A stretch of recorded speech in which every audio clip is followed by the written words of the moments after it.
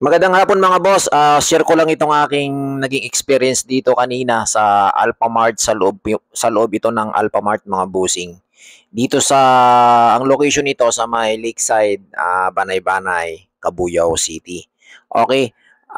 Pumunta nga kami ni Mrs. Kwento ko lang sa inyo. Kanina lang ito dito sa loob sa RCBC dahil nga mayroon ditong machine na pang ATM.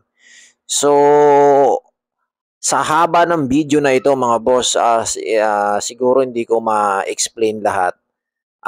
Nakakabuisit lang 'no, nakakabuisit lang po talaga itong nangyari kanina. Dahil nga siguro sa tindi ng init kaya mainit ang ulo ko. Ang tagal po namin o ang tagal ko po dito, naka-video po ito. Isinalang ko po yung aking ATM dito upang withdrawin nga yung aking sweldo na nanggaling sa aking YouTube. Hindi naman gano'n kalaki yung aking sweldo sa YouTube. Okay, siyempre, first sweldo ko ito. So, ang nakakalungkot dito mga bossing ay hintay ako ng hintay. Naka 3 times po akong salang dito ng aking ATM. Akala ko wala lang resibo. So, ang una ko kasing procedure na ginawa dito, after kong maisalang yung aking ATM, nung after ko siyang maisalang, ang ginawa ko, siyempre, of course, dapat pupunta ka muna sa balance inquire. So, nag-balance inquire ako mga busing para malaman ko kung may laman yung aking bangko. So, ang ginawa ko ay naghintay ako kasi nakalagay dyan ay being proceed. So, sabi ng aking misis, ng partner ko ay hintayin ko lang daw pero inip na inip ako kasi bago po siya mag-proceed, napakatagal po bago magkaroon ng evaluation yung aking ATM do sa loob. Siguro ikot na ng ikot, nahihilo na yung ATM ko doon, ay ang tagal talaga. Kitang-kita naman yun sa video yan, no? Nakalagay yun, your transaction is being proceed, nakalagay diyan. So, kung maririnig sa video, hindi ko lang pwede ito iparinig yung video ko na ito kasi mayroon kasing background music. Pero maririnig nyo, ipaparinig ko sa inyo yung maya-maya kung ano nangyari. Parang ayaw pa talagang, sabi ko, nagbiro pa ako dito, parang ayaw pang pa-withdrawin yung sweldo ko sa YouTube. Nakakabuisit lang. Alam nyo kung kanina ako nabuisit dito. Mainit ang ulo ko kanina paglabas ko dito sa ating Alphamart dito sa Banay-Banay Extension sa Lakeside. Okay. Nabuisit talaga ako, totoo lang. Kasi dalawang lalaki, ang crew, ang tinanong ko dito mga boss, ang sabi ko bakit napakatagal ng procedure, yung pag-proceed ng aking ATM. So nakalagay dito, your transaction is your transaction is canceled.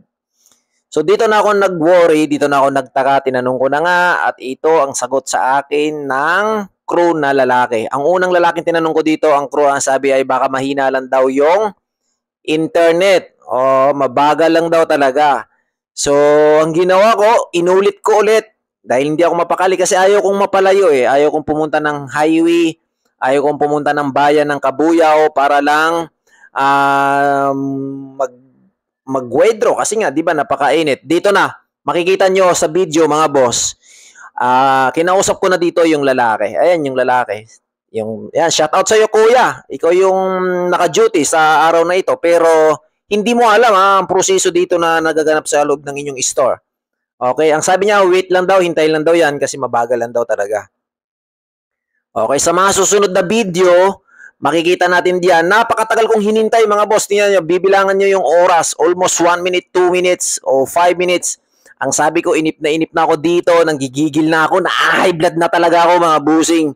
Kaya ang ginawa ko ay, muli, tinanong ko yung isang lalaki, yung matangkad. Yan, shout out ko sa iyo kuya, hindi ko nakuha yung pangalan mo. Ang sabi niya, ay internet problem nga daw. Yan, okay. So, okay, tinihintay ko pa rin dahil hindi pa rin lumalabas yung aking ATM card. Ayaw pa rin lumabas. So, sabi ko, mukhang ayaw ata ibigay yung sweldo ko. Oh my God. Kakapiranggot nga lang, ayaw pang ibigay. No? Ayan, pinakita ko sa camera. Dahil nagkakamera yung aking asawa dito, yung misis ko. Ang sabi niya, hintayin lang daw. Oh, ayan, RCBC, baka naman. Ayusin nyo yung sistema nyo rito. Naglagay kayo ng mga ATM machine dito na outlet sa Alphamart napakabagal naman ng transaction or hindi ko alam kung anong issue. Pero kitang-kita nyo naman, your transaction is being proceed. Di ba? Napakatagal po niyan. Hindi po lumabas yung aking ATM card at hindi ko po alam kung ano nangyari. So, sa mga susunod na video, nakakalungkot mga boss. Ito ang nangyari. May lumapit sa akin na isang babae, isang crew. Ang sabi sa akin, kuya, ang ATM machine na iyan ay out of order. Sabi ko, bakit out of order? Wala namang nakalagay dito kanina. Actually, may nakapila pang isa sa akin kanina sa likod. Lalaki din. Mag-withdraw din sana. Pero ang nangyari ay umalis na rin kami kaagad. Sabi ko, bakit hindi nyo nilagyan ng out of order itong ATM machine na ito? Sabi, tinanggal lang daw. So di ngayon, mayroon palang isang customer nyo ang na-prank dito. Sabi ko, dapat isinasara nyo na ito. Ikino-close nyo na ito. Ino-off nyo na dapat. Di po ba? So, nakakabuisit, di ba? Panoorin nyo yung video ko dahil lumabas na ako sa store na ito. Galit na galit ako, mga boss. Walang kwentang machine yan, mga boss. Hindi namin na-withdraw.